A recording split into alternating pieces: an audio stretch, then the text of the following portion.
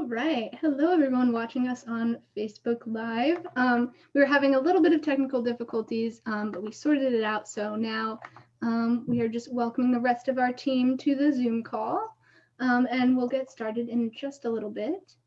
But we are so excited for our final game of the semester and of this whole school year, which is crazy to think about. But yeah, we're hoping to have some fun tonight. So we are looking forward to it. And we are just waiting on Cole, and he is in the waiting room. I will let him in. So yeah. Before we get started with some improv, we are going to go around and introduce the team and then just go over some basic Facebook Live etiquette for y'all. Hi, Cole. I'll start off. Hello, my name is Scout Graham, and I am the president of the football team. And I'm going to pass it over to Cole. We got it. Hi, my name is Cole. I am vice president on the team. And I'm really excited to do this. I'll pass it to Wesley. Hi, I'm Wesley. I'm our treasurer, and I'm going to pass it to Grace. Hi, I'm Grace. I'm a team member. This is my last football game ever, and I'm very excited for tonight. Oh my God, I'm passing it to Nick. Oh, me. Oh, sorry. Hi, I'm Nick, and I am also a team member. Yeah. Awesome. So that is the team that we have with us tonight. And so just basically how we're going to use Facebook Live with y'all. So most of the games we're going to play tonight, actually, I believe all of them except for one, require a prompt. So that could be a relationship or a location or an object. Before we start the games, we will ask you guys to give us suggestions in the comments of our Facebook Live. So get your ideas ready. And you can also drop some words of encouragement if you would like. So that is basically the gist of how our comment section will work. I'll pass it over to Cole to introduce the first game we're going to play. Oh, yeah. So the first game that we're going to be playing today is a game that we've modified the name of multiple times, but it is called He Said, She Said, They Said. And I'm going to say the prompt ahead of time before getting into like what the game is, so because of the delay. But the prompt is a relationship. Wow, I'm stuttering a lot. I'm just so excited. So the idea of the game is that Wesley and Scout are going to be doing the dialogue in the game, and then there are going to be descriptions and inner monologue, which is going to be voiced by Grace and Nick. Now, keep in mind that they are teamed up in a way that Scout is going to be with Nick, and then Grace is going to be with Wesley. And when they're doing the dialogue, that's going to be the monologue. And yeah, that's about it. Let's take a look at the prompts that are loading up. A relationship, yes.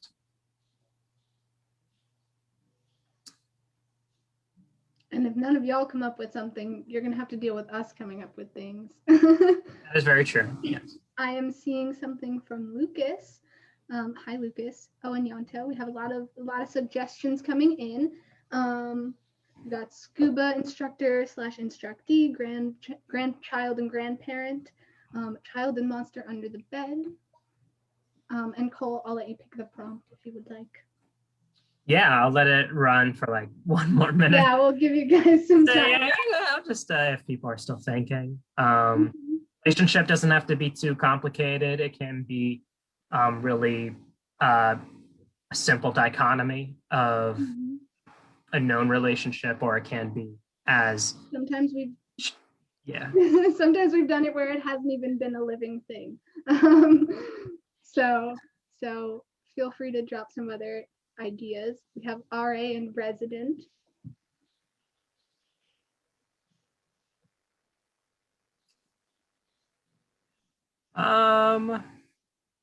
Since the one liked message is Lucas's, I guess I'll go with that one. The child and monster under bed.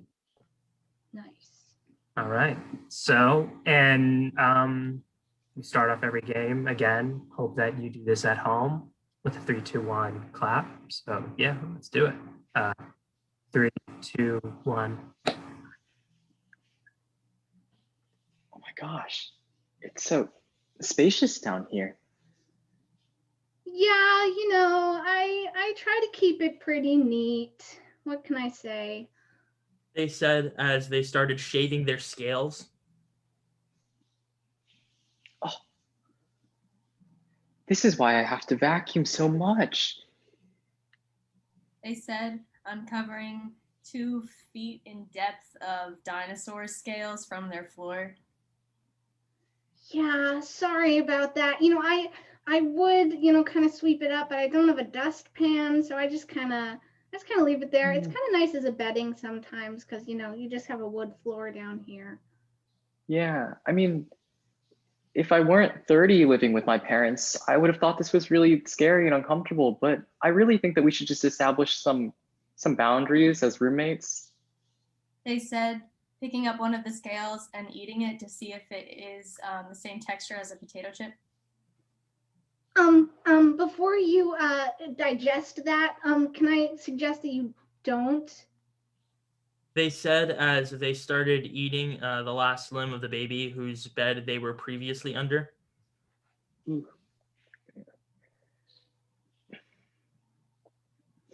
It's just, You- I mean, you have human teeth, so I get worried. I know I hear your mom sometimes complaining that you don't go to the dentist enough. So I'm just trying to watch out for you. It actually it makes me feel really weird that you would diagnose me like that, because I'm pretty sure I'm not the one here who has severe psoriasis. They said pulling out an air fryer from the kitchen and plugging it in to try and make those scales like potato chips as much as they can. I don't really appreciate the fact that you're coming down here into my space that, I've taken a lot of time to make it really special for you down here and make sure that it's clean. I mean, have you ever had to clean underneath your bed? Have you ever had to do that? They said as they unplugged the air fryer because they just want some more attention. No, I for 30 years of my life have only cleaned in a strange square around my bed. But do you remember when I was 13, the one time that I had another person over here and you kept making noises whenever I sat down?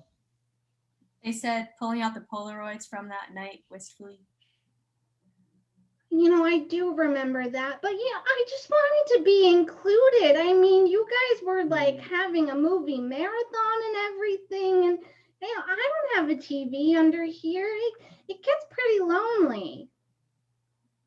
They said as they just started flipping the air fryer, getting really, really upset with everything going on in their life. Look, man, look, I don't know, for better or worse, maybe because of you, I don't have a lot of friends, so just put it down, let's talk. No. Don't try to put this on me, okay? I'm not controlling your personality like that. That's something you got to work on your own time. I'm just trying to live peacefully and live peacefully in our environment together. And I think that you should respect my space and I can respect yours, and you shouldn't try to dry out all my scales for apparently no reason. They said sharpening their claws with the air fryer, getting ready for battle. Then you remember, I've been playing baseball since I was 10, and I'm gonna tell mom that it's not me who has gastrointestinal issues, it's you. They said getting ready to rumble and also ready to call the child monster replacement services if it doesn't go well. You take that back right now. They said pulling out his birth certificate, reminding him that he is 30 years old. Need I remind you? The year that it says on your birth certificate, you are 30 years old. I should not have to be sharpening my nails preparing to battle you because you cannot bother to have a roommate. Look, He said, dropped the baseball bat on his foot and breaking his. ah, Scene. Nice. Awesome. So that was he said, she said, they said. And now, before we move on to our next game, we do have a very important news flash. Cole, can you please share your screen? We have a very important Drew update to share with all of you. Seems like there's some breaking news that's coming. Okay, yeah, I'm just gonna need some privileges to Oh, yes. show this broadcast. I mean, All right, you should be able to.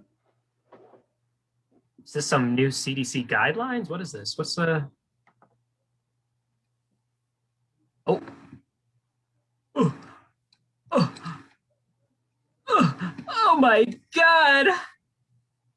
Let me share my audio. All right, we're recording now. Okay. Wait, this is the wrong one.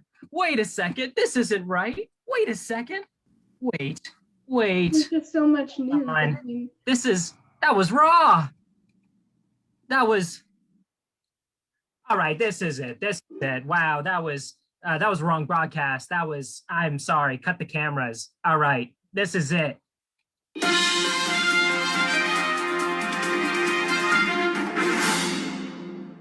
Hello and welcome to Drew Update. I'm Grace. and I'm Wesley. This week, another beloved mascot has gone the way of Lola Bunny. Drew Rangers fans have expressed outrage in response to the de-sexification of Ranger Bear. The furries at Drew University are now forced to fantasize about the next best thing, the holiday squirrel wearing a bra and underwear made out of acorns. At Drew, where a sense of belonging can be difficult to come by, students who cannot bring themselves to believe in astrology or Myers-Briggs have begun to identify themselves as different C-store snacks, a pickle in a bag, a hint of lime Tostito chip, or my personal choice, an extra thick milkshake. Like last semester, students had the choice to take classes for a pass-fail grade instead of a letter grade. Officials report that instead of receiving a paper diploma on the day of graduation, seniors in the class of 2021 will be given a modified high five, up top for a letter grade, down low for a passing grade, and too slow if they outright failed. And now a follow-up to our PSA from Williams College. Earlier this year, we warned students of the dangers of engaging in sexual activities with those outside their bubble. Here to comment on the state of the situation is the head of sexual health and conduct, Richard Ake. In continued efforts to address the concerns of the student body, recent PSAs have shifted away from recommended sex positions toward relationship advice because, as one surveyed student shared, they do not wish to be horny anymore. They just want to be happy. With more and more students getting vaccinated, people are wondering if Drew's nightlife scene will ever return. To those eager students, I say, you can't lose what you never had. As new flags continue to be hung up in the Inger Center, one student reported seeing the flag of the Super Straight movement. The student would later be informed that this was in fact not a hate crime, but the flag of the Republic of Zambia. University officials have added 2 new categories to the official launch communities at Drew. Now alongside commuter and international student, students can also identify with the saw a deer on campus and dorm building used to have asbestos groups. Meanwhile, a new competitor has taken the Pong community by storm. Neuralink Macaque Pager has broken the existing high score and has even left longtime modernity fans wondering if it is time to return to Monkey. Watch Pager in Netflix's new drama, The King's Gambit. This spring, offer your friends who are not living on campus a familiar experience with Drew's very own Oculus livestream. Locations include the Commons bathroom, the Arboretum, and a warm hello from Kazi. Thank you for tuning in to Drew Update. I'm Wesley. And I'm Grace. Good night. Whoa, whoa.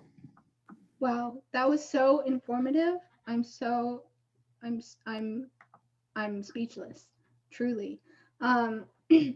So our next game that we're going to be playing is called Fortune Cookie. So for this game, our prompt is a location. Please comment some locations in our chat that our team members could use.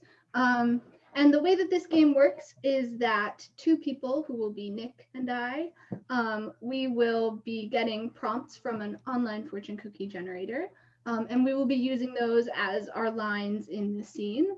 And Cole will be someone in the scene who does not have to read any prompts from the fortune cookies. And we have to try to make a scene out of that. And Grace will be running this game to make sure that we don't run on forever. So be sure to drop some locations in the comment section, and we'd love to see what y'all come up with.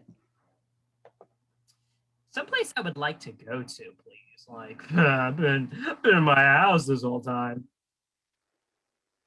We have a suggestion from Bailey, the top of a tree. Let's see if we get some more suggestions. It can be literally anywhere, but please use your imaginations. Can be Mattahooha. Can be the dark recesses of your brain. That's very true. Could be the dark crevice of your innie belly button. That's like An innie or an outie? That is the question. We have some more in the chat as well. A roller rink, Hawaii beaches, Cole's toenail, a zoo. The scariest suggestion we've had in a while. Yes, that will haunt me.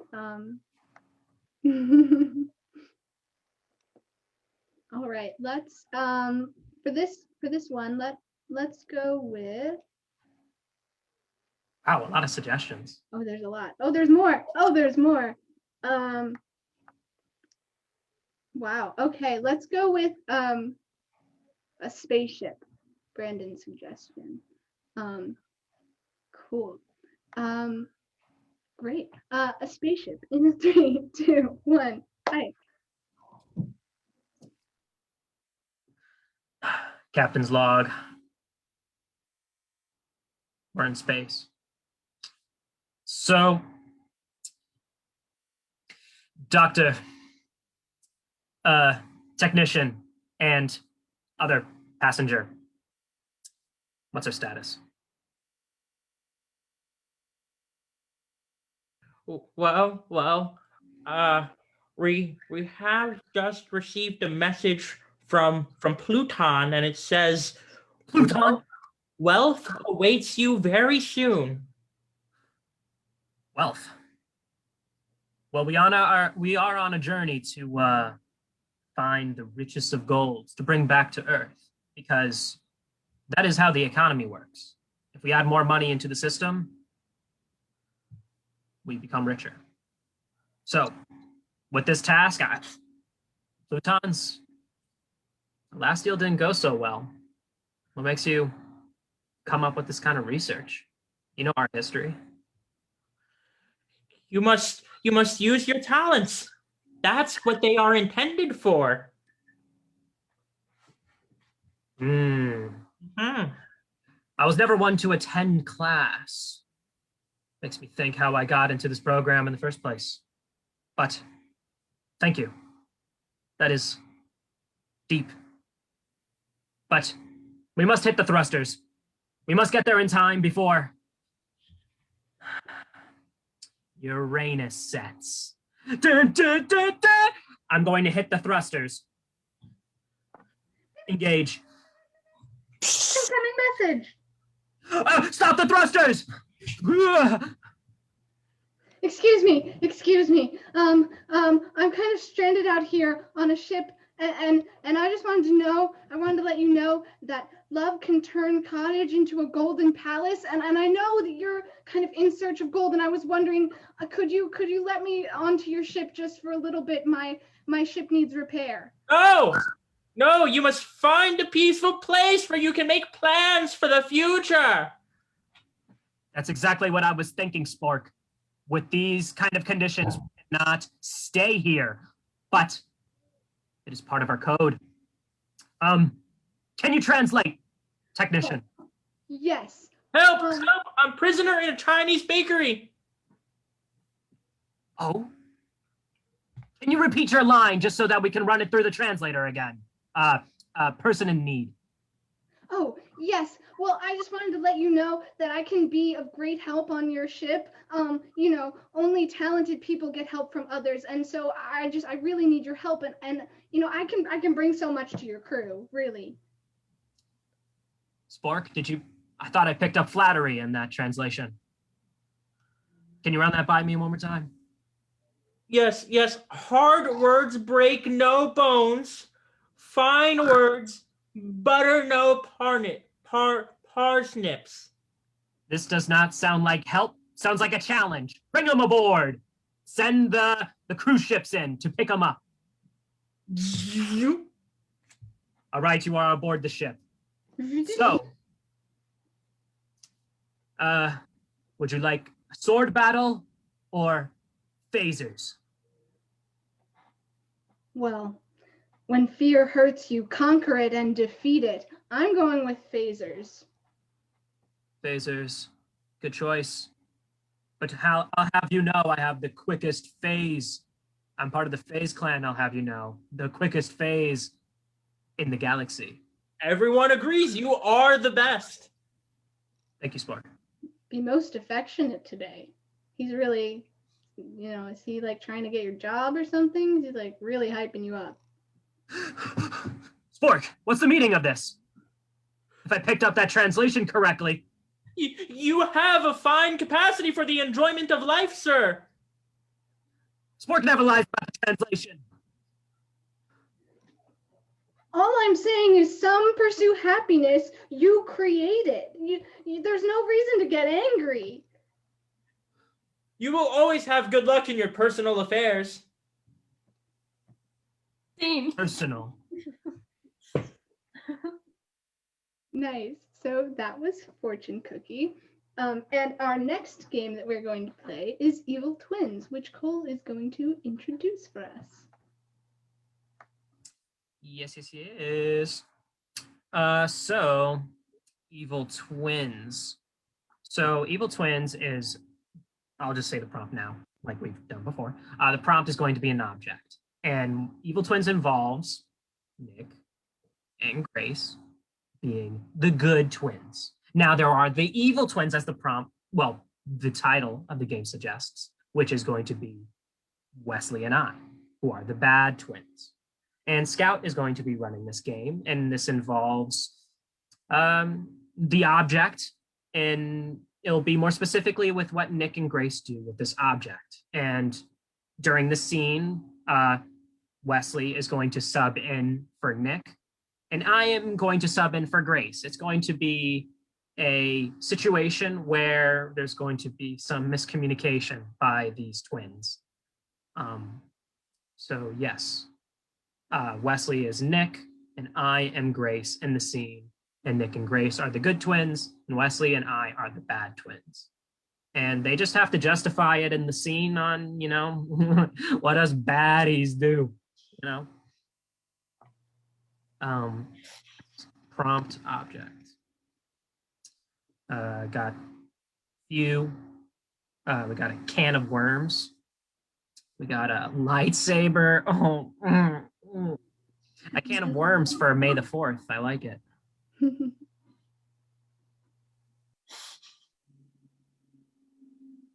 Wait for a few more prompts, but those are two good ones. Could certainly do a lot with those objects.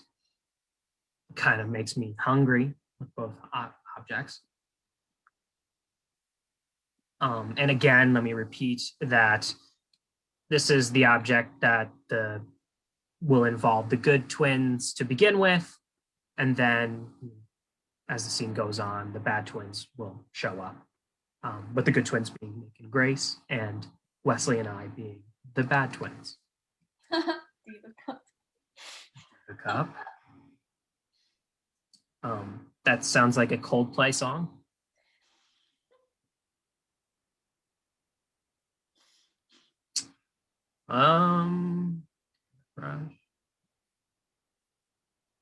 Nice, nice, nice. I'm feeling the pillow a little bit. I gotta say, pillow. My cousin's credit card numbers. Yeah, let's run it with pillow. So, pillow, evil twins. In a 3, 2, 1. Hey, Sally. Yeah, Chris. Hey, Sally. Look at this. This is really special to me, and I wanted to share it with you. All right, so don't judge me. But this is my grandfather's pillow. And it's been now in our family for let's see, I'm his grandson, so 3 generations, right? Yeah. So yeah, look at this pillow. Wow. The and That's like the coolest thing I've ever seen at sleepaway camp. actually, I that's I think you're the coolest thing I've seen in sleepaway camp.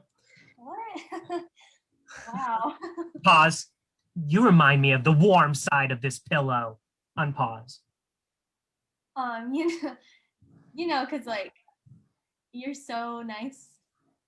Oh, is that what it didn't come out like that? But I appreciate it, Sally. That's really nice. Yeah. So I figured, if you ever want to borrow this pillow during sleepaway camp, you can just ask me and I'll share it with you. Wow, Chris, that's like a really big deal. I can't believe you trust me with the real life family heirloom. I guess I would need a pillow for sleepaway camp. All I have is my um, Hufflepuff sleeping bag. So, Oh yeah, you can't just use your Hufflepuff sleeping bag. Like it's great and all. Don't get me wrong, but like you could use a comfy pillow to rest your gentle, nice head on. you think I'm nice? You know what I think? I think that Pause. I'm gonna zip your sleeping bag closed, and you're never gonna come out. Unpause. because sometimes when you're sleeping you just look so cold, and I feel like if you zip up the sleeping bag all the way, just the heat stays trapped in there, and then you stay warm, so it's out of the kindness of my heart. I guess that's nice, but that also seems kind of scary. Well, only if you're scared of the dark, but if you have like a flashlight you can turn it on while you're in the sleeping bag, and then it's not so scary. Definitely. Yeah, I'm terrified of the dark. Well, Sally, here's what I can do for you. Okay, I'll lend you this pillow, and I'll lend you this flashlight too, so that way you can never say that you're scared of the dark, because that light will always be with you. Wow. Pause. Well, now I can see the pillow in the dark when I piss on it. Unpause. Sally, I'm sorry. I thought I heard you say you were gonna do something to my grandfather's pillow. I mean, I always just like to warn people about how I still wet the bed. So I just, sometimes use vulgar language. But Oh. yeah, I might pee on it. Oh, but not intentionally, right? No, it'd totally be an accident, but then I guess I could use the flashlight and look at it while it happens. Oh, yeah, no, totally. I mean, that is also something you can do with the flashlight. I would just personally recommend that you keep the pillow a little bit higher up in your sleeping bag, so that way, if you need to, as you say, piss in the sleeping bag, that it happens a little bit lower in the sleeping bag and not on my grandfather's pillow. Pause. Well, I personally recommend that you sleep in a coffin. Unpause. As a fun thing for sleepaway camp, because that's like a fun thing that we do because the camp's right next to a funeral home. So sometimes we all like take turns sleeping in the coffins as like a fun, like, I don't know, like date kind of thing. Oh, wait, did you say da- date? Oh, I mean, Like, yeah. so I don't know. I've never been on a date, but a date in a coffin, that's I don't know if I haven't seen that one in the movies either. That's Yeah. like you and me in the coffin? Uh-huh. Both of us. Pause. She said date. I might be able to like let go that she always sleeps with her pillow under the small of her back like a little geriatric woman. On pause.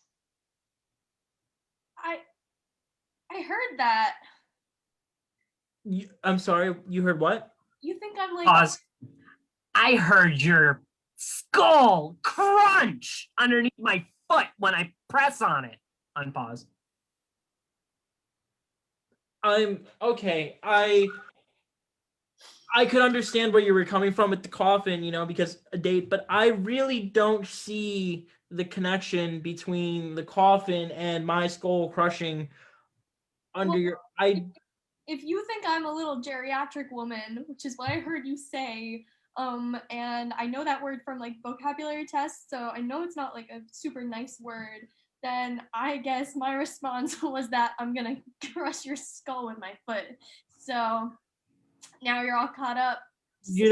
I don't think that's on par. I don't think that's level with what I said. Yes, I may have used a word that I have only heard my mom use once in reference to my grandfather. So I don't know what it really means, but it doesn't seem like it deserves the response of I am going to crush your skull with my foot. It just seems a little excessive. Okay. Pause. Also, if you were a character in Harry Potter, you'd be McGonagall.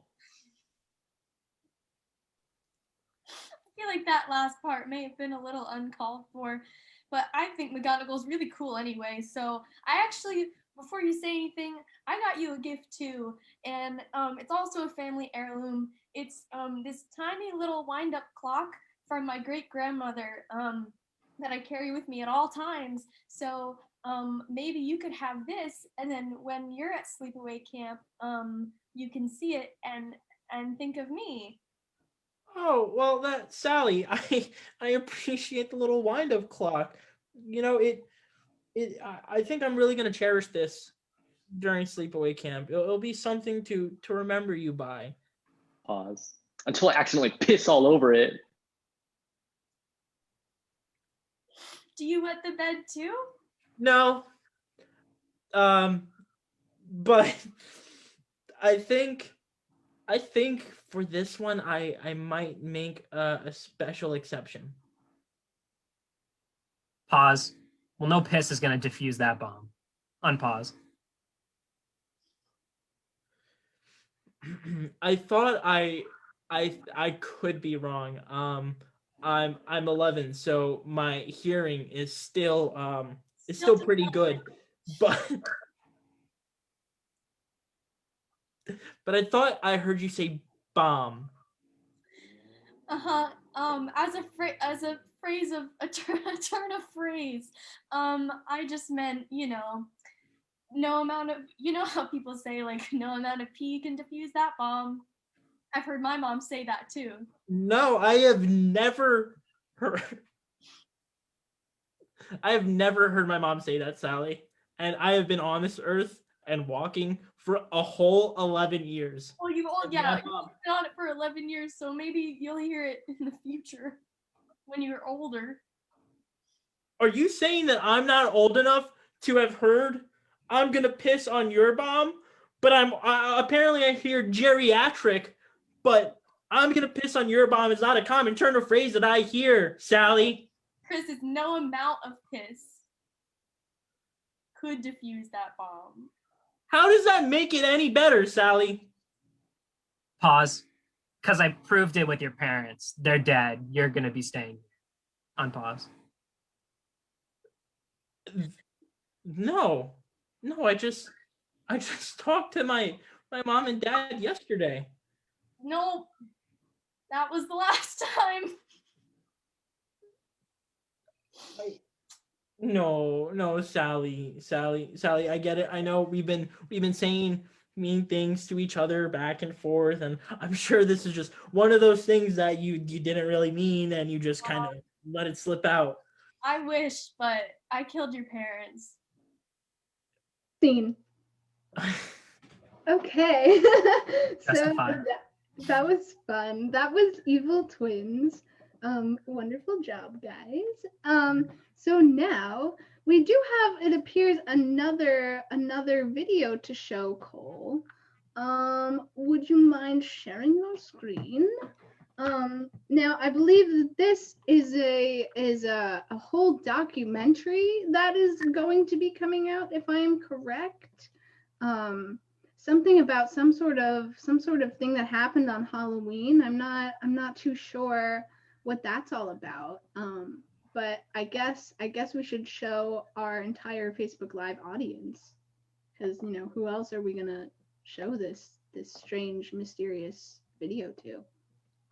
Yeah, we just wanted to, what the Oscars passing. Just wanted to tap into some of our more pretentious arts on the team that we would agree. RIP Oscar. Yeah. RIP in the chat. True. But yes, hope you enjoyed this documentary. As we deem it as real art. And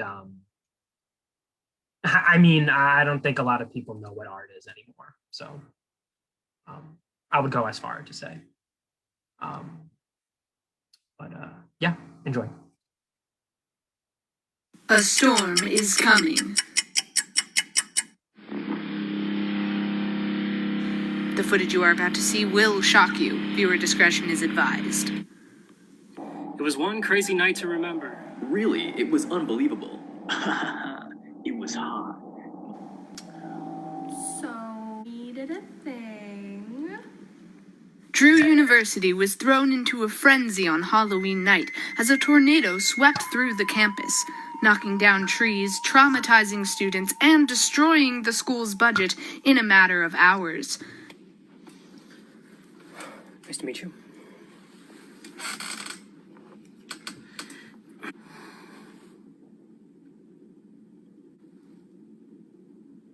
Is this even on? Oh, right. You're students. It was one crazy night to remember. Hello, my name is Richard Tucker. I am here standing in for Pres Bay for this interview. I was chosen to speak on her behalf for this documentary, as I was there the night it all happened. Now, it is protocol for staff to stand by her bedside as she sleeps so she can have microwave-ready blankets and her warm milky.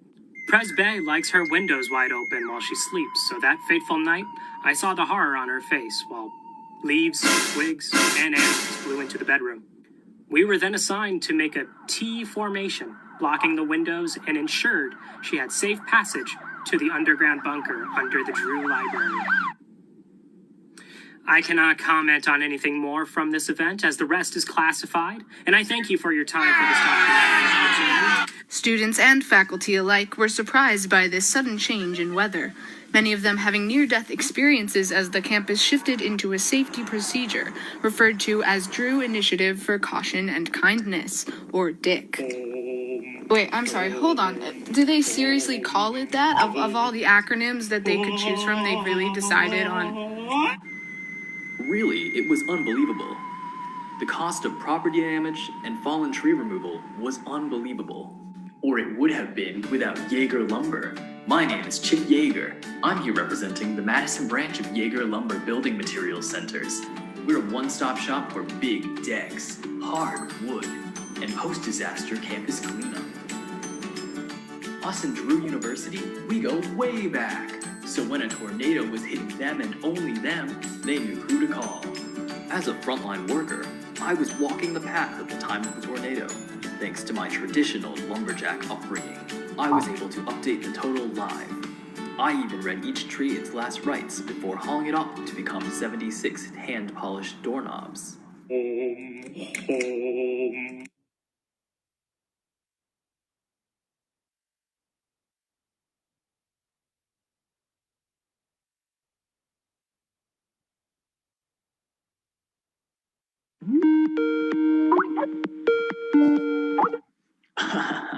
It was hot. My name is Kevin. I'm a freshman at Drew University, and I thought I was going to die that day. I had $400 of C-Store points at the time of the tornado, but the inability of the university to predict a natural disaster and Brian threatened to ruin my last supper. The food started going fast.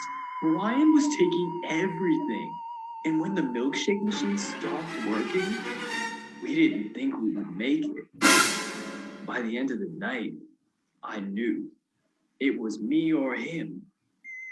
If that storm had ended a minute later, Brian might still be around. After such a devastating event, the true question for the Drew community is, what now?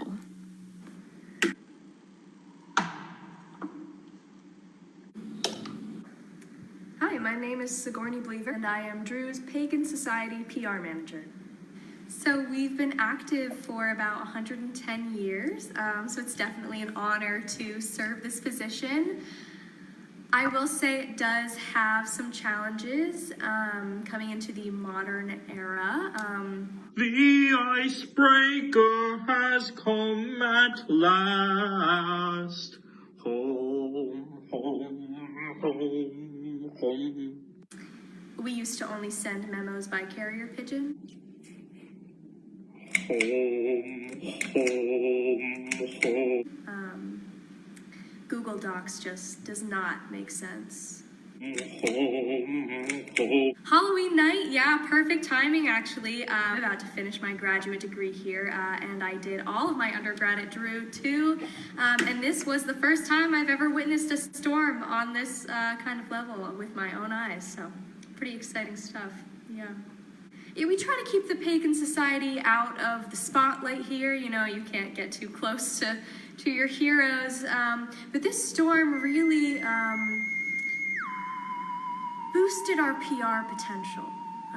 And we are just leaping at the opportunity to show people really, you know, what we can do here.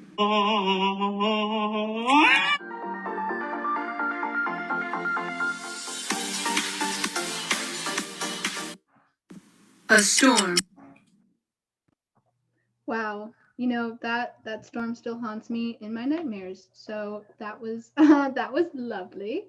And now our final game of the evening is True Crime.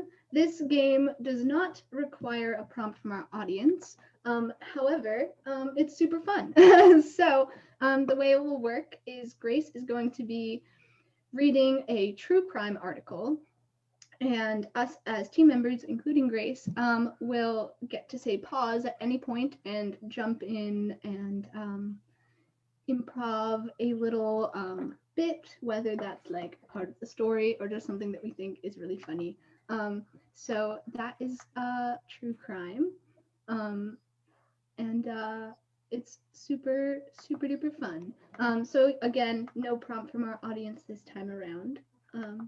But before we get into that, you know, I feel like we gotta cook up, some things, just so for the true crime. How about a roast? Ooh, The roastest what an excellent idea, Cole. So I'm just gonna read some of the unless you guys want to load it up. We got some roasts for Grace. Reminder, graduating, unfortunately, or fortunately. No, we won't even get there. We all know that the Deb character you played in sketches was just a reincarnation of your intrusive thoughts. I don't think we need to talk more about Deb. But I also figured that now is the time to admit you clearly didn't go to a school for improv. Now is the time. Is there anything you want to say about that? No? Cool. Moving on. Scout, do you want to read yours? Absolutely. Because I gotta say, like, Wesley and I especially, we're gonna miss you on the team, Grace.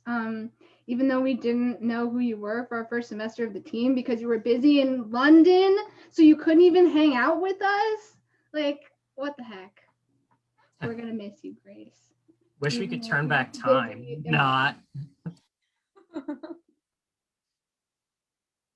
Nick, you want to say? Or Yeah. So I will say, Grace, one of my fondest memories, something that I'll always remember is when I realized that you made it on the team as well. And when I did, I said to myself, I was like, hey, that's that other background person in King Lear. Cool, I guess. So yeah, thank you for making me feel welcomed. Thanks, guys. and Wesley.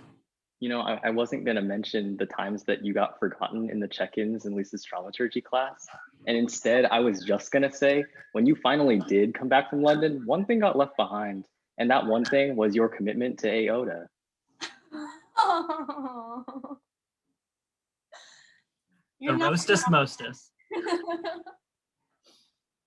Aw, guys. But we are going to miss you. Absolutely. I'm gonna miss you too. I'm so sentimental right now. I literally was like tearing up during practice. I'm not gonna lie. But what a proper send off, a true roast.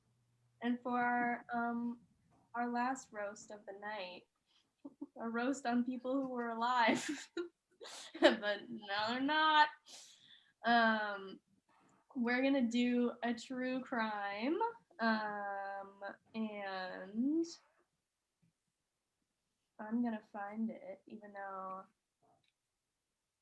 this isn't the one that I thought it would be. Your last truest crime. It is.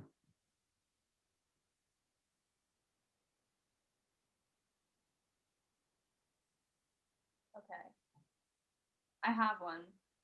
It's a little longer than our usual ones, but I think it deserves it. So, this is the story of, this is a vintage detective story, and it is called Mrs. Evelyn Hromadka's Scandalous Downfall from 1907. So, in a 3, 2, 1, right. A most remarkable case of dual personality was revealed in the arrest and confession of Mrs. Evelyn Kane Hromadka, beautiful wife of Charles Hromadka, millionaire trunk manufacturer of Milwaukee, Wisconsin. Her arrest and conviction was the result of a clever bit of detective work on the part of Lieutenant James V. Larkin of the Chicago Detective Bureau.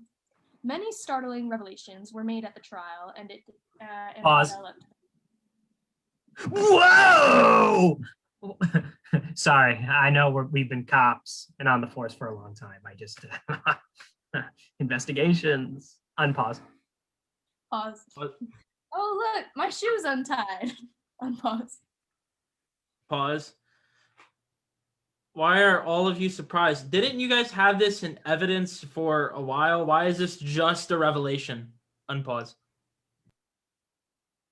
Many startling revelations were made at the trial and developed that this amazing woman, despite the fact that she possessed an abundance of wealth, had actually burglarized a number of homes. Wait, pause. The detail is necessary? Necessary detail of wealth? Like, why is it worded like that? Never mind. Whatever. Unpause. She'd actually burglarized a number of homes in Chicago and had stolen more than $25,000 worth of jewelry. Pause. You know, she's an amazing woman. Like, she's amazing. Like, she's so great. She's like my best friend. She's so great. But she also burglarized like a bunch of homes. Unpause. Pause. Give me all your jewelry. One woman on a mission to single-handedly gentrify Chicago, redistributing wealth to only those who already have it. Unpause. Pause. Robin Hood. Yes, female power, female strong. Unpause. Hashtag girl boss. The Hromadka case became notorious in police annals. It revealed the existence of one of those peculiar cases where a person steals, whose only motive, perhaps, for committing theft is the excitement attendant upon the experience itself. Pause. No, I'm not gonna kill you. I'm just looking for the excitement attendant upon the experience itself. You see? Unpause. Pause. Go ahead. Sorry, I gotta wear my jeans when I steal stuff. I sometimes tend to get a little too excited and just, need to make sure I'm not wearing anything loose. Unpause. Pause. I don't know, man. Like, what gets me hyped is just like, robbing people's houses. Unpause. These were habits developing in a person of abnormal mental faculties. Prior to her marriage, Mrs. Hromadka was Miss Evelyn Kane, a pretty school teacher in a small town in the northern woods of Wisconsin. One day, Hromadka, while on a hunting expedition, happened to meet the little country school teacher on her way to school. An innocent little flirtation finally resulted in a love match. Hromadka returned to Milwaukee to inform his parents of his decision to marry the girl. There was much parental objection, principally because of a difference in religious views. Young Hromadka finally prevailed upon his family to accept the woman of his choice, and a short time later, he returned home with his bride. The young couple lived happily for a short time. About a year later, a child was born. The young wife fell... Marriages. Unpause. Pause. About a year later. Exactly 9 months later. Unpause. Pause. Oh shit, a baby. Unpause. Pause. So about a year later, a child was born. I feel like we're missing a lot of context on what happened in between there. Unpause. Pause. Oh shit, it's the baby. Unpause. The young wife fell dangerously ill. An operation was necessary. The best physicians and specialists in the country were summoned. Mrs. Hromadka survived, but she... Pause. Physicians, specialists, I summon thee. Here, come here. Unpause. Mrs. Hromadka survived, but she apparently did not recover fully from the shock of the operation. One day, she disappeared and was next heard of in Chicago, where... Pause. She must have walked like really fast. Unpause. Where she stopped at the Victoria Hotel. It was learned later that she devoted much time to the meetings of a secret organization. She studied the... Illuminati confirmed. Unpause. Pause. Victoria's Secret. Unpause. She studied the ad columns in the newspapers, and in this manner obtained positions as a maid in the homes of wealthy Chicago families. She would remain in one place long enough to ascertain where the family jewels were kept and then make away with them. After continuing these operations for some time, her arrest and conviction followed a robbery at the home of C.E. Beck, 552, 5,500, 552. Pause. Just so that way Grace can recuperate herself right now. I have nothing to say. That's it. Pause. Ready? You ready? Oh my gosh, angel numbers. Unpause. I could have robbed you so much faster before my operation. 5520 South Park Avenue, Chicago. Ding. Mr. and Mrs. Beck were absent from home on Labor Day and had neglected to lock the front door. It so happened that in leaving... And they wore white. Unpause. Pause. Honey, did you lock the front door? Nah, it's okay. It's fine. It's not like someone's gonna steal all of our jewels or something. Unpause. It so happened that in leaving the house, the couple was seen by Mrs. Hromadka. She boldly entered the house shortly after the couple... Pause. Hashtag girl boss. Unpause. Pause. Boldly! Unpause. She boldly entered the house shortly after the couple disappeared and ransacked every room in the place. In one of the bedrooms, she found a large alligator skin pocketbook, which contained more than $1,000 worth of jewels. When Mr. and Mrs. Beck returned home later, they discovered the robbery and immediately notified the police. Lieutenant Larkin was furnished with a complete description of the stolen pocketbook and the jewelry it contained. Pause. Hashtag justice. Unpause.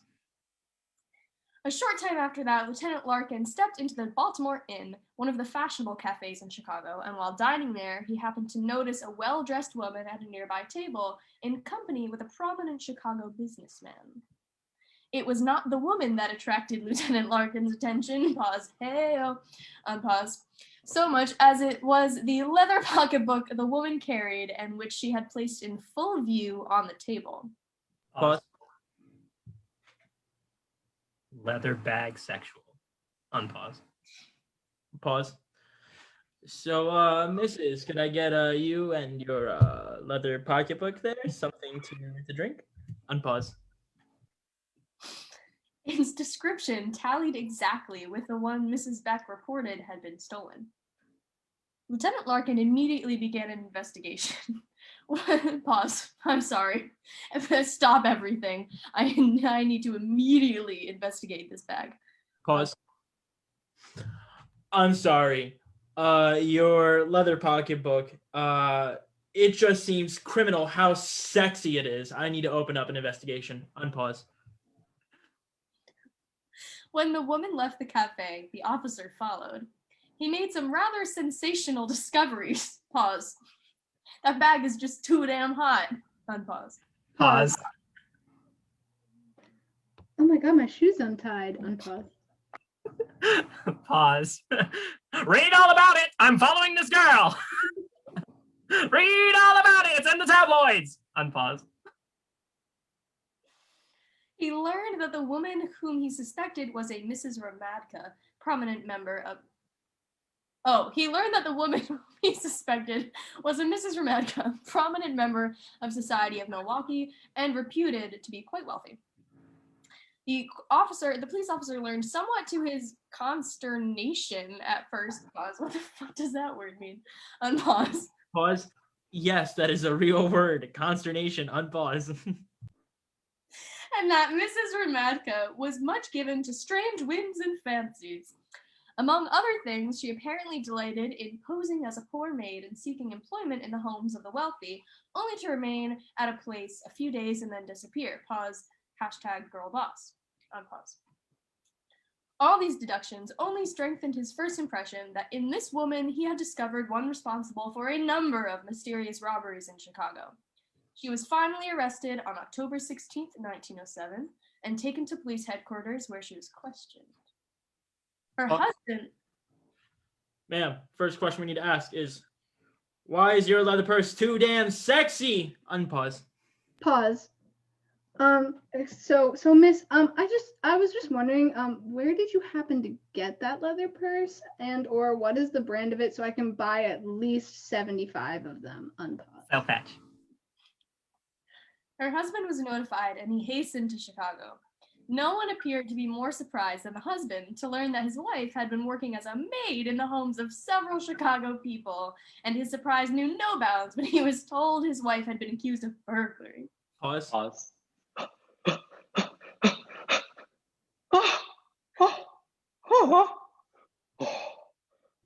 Burglary? Pause. Wait, okay, hold on. You're accused of burglary? Oh my god, and my shoe is untied? Unpause. Pause. So you make this much money as a maid? Unpause. At first, the woman declared the leather pocketbook and jewels found in her possession and identified as having been stolen from the Beck home were given to her by her husband.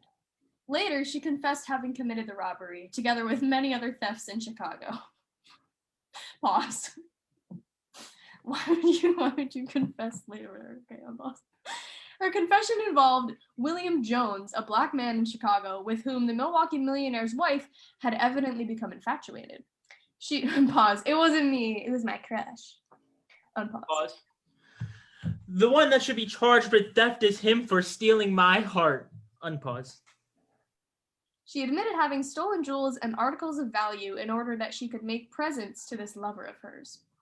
Another piece of clever detective work was necessary to effect the capture of her lover, whom the pretty young wife of the pause. I think whoever wrote this was in love with all of them. Very heightened language. Unpause. Pause. Including the handbag. Unpause. Whom the pretty young wife of the millionaire trunk manufacturer frankly declared she loved and preferred to the man she had lawfully wed. In making her confession, Mrs. Hremadka's love for William Jones proved even greater than her desire to prevent the shame and humiliation which her arrest brought upon her husband and his family in Milwaukee. She told the police she could not recall the name of her African-American lover. At all events, she refused to pause. I don't know who he is. I just love him so much. Unpause. Pause. Yes, his name. That is an excellent question. Now that you ask it, I don't think I know. I know that's weird. Unpause. Pause. I'm a white woman? Why aren't you going after this black guy? Come on! Unpause. At all events, she refused to divulge any information concerning this man that would aid the police in bringing about his arrest. The police were anxious to capture him, for in his arrest, the police hoped to be able to recover some of the jewelry the woman admitted having stolen. Mrs. Hremadka was ordered locked up. Pause. Oh, if we find him, then maybe we can get ourselves a nice, sexy black leather purse. Unpause. Lieutenant Larkin then visited the apartment Mrs. Hremadka had occupied and made a thorough search in every room. He found nothing there that appeared to be an aid in determining the name and the address of the man whom he sought. The police officer did find, however, tucked in a desk drawer in the living room, a small slip of paper containing several phone numbers. He traced each of these numbers and finally discovered that one telephone number brought him to the home of her paramour. When the officer called, he was told by Pause. Maybe.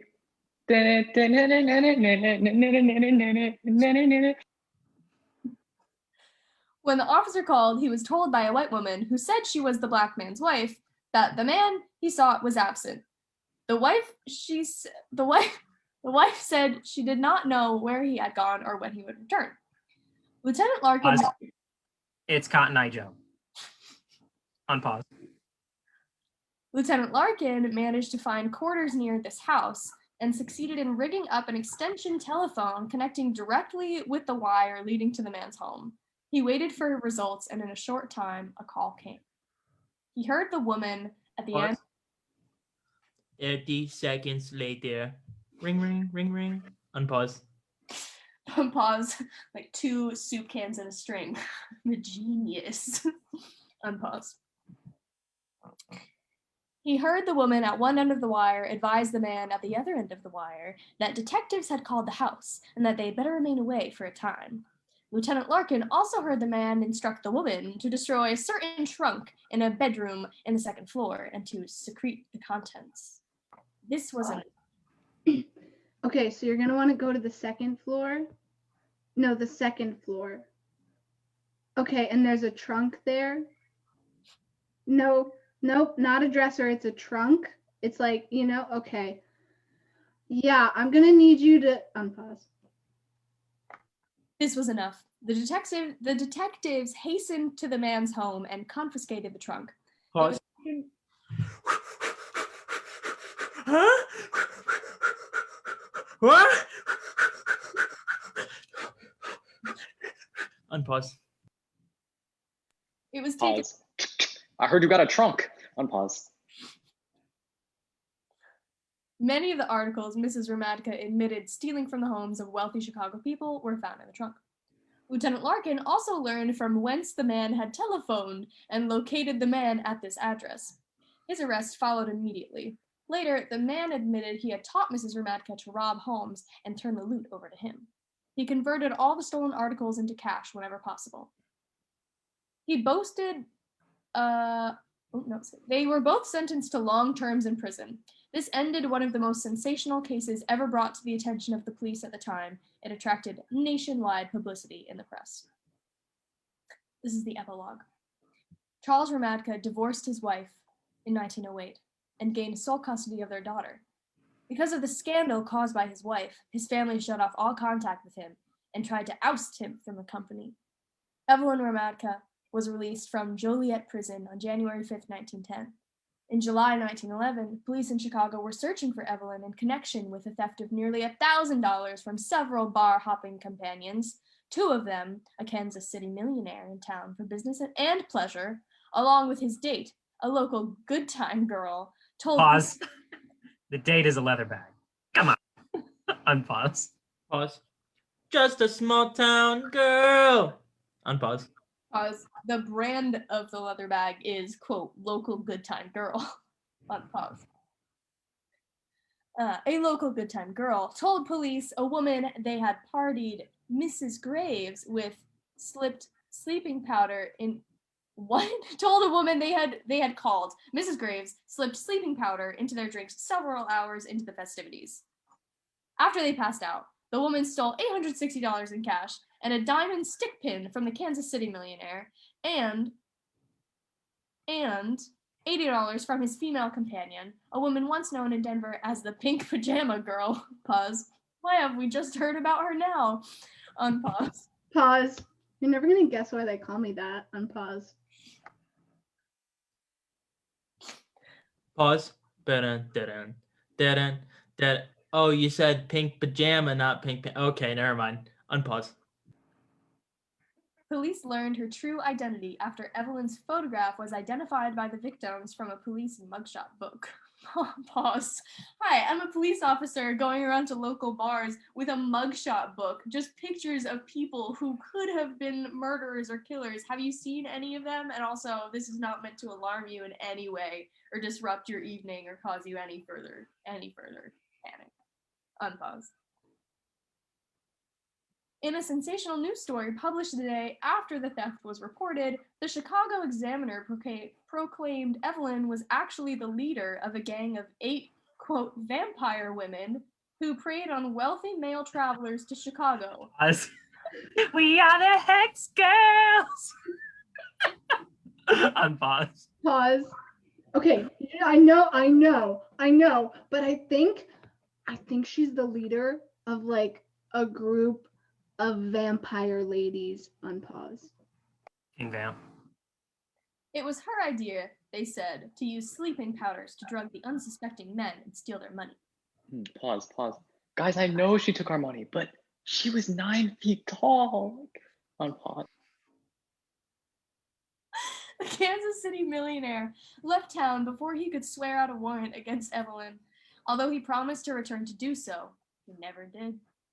Evelyn Hromadka apparently left Chicago after this incident.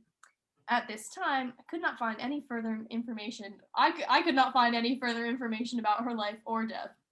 In 1912, the Hromadka brothers' trunk manufacturing company of Milwaukee filed for bankruptcy. Her ex-husband had remarried by then and was working as a turnstile operator at a summer park for $10 a week. The end. For $10, that's a real crime. A week. Awesome. So that was our final game of the evening. It was so much fun getting to play around with y'all on the team and getting to share our goofy little improv with all of y'all on Facebook Live. So thank you all for tuning in. The video will stay up on our Facebook page if you want to go back and rewatch it over and over and over again. Share it with your friends. And I hope you all have a wonderful rest of your evening.